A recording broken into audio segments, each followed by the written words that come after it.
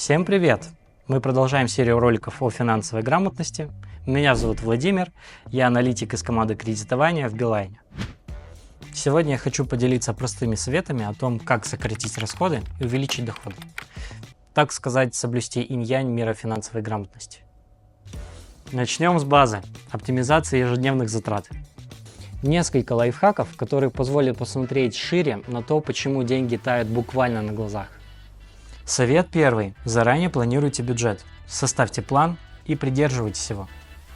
Во-первых, это позволит сэкономить деньги. Во-вторых, избежать импульсивных покупок. Совет следующий. Готовьте дома. Еда на заказ намного дороже, чем домашняя. Особенно, если нужно накормить целую семью. И, наконец, пересмотрите свои расходы на связь и интернет. Семейный тариф позволит хорошо сократить бюджет. А также туда можно добавить не только родных, но и друзей. Переходим к доходам. Первый шаг – оцените свои возможности и попробуйте найти подработку. Поверьте, любое увлечение можно превратить в доход. Следующий шаг – продажа ненужных вещей. Проверьте свои шкафы и кладовки. Старая ненужная бытовая техника, вещи – это все можно превратить в деньги. А самое главное, не нужно выходить из дома. Последнее, но не менее важное – ваши деньги должны работать на вас. Когда наличка лежит, она обесценивается.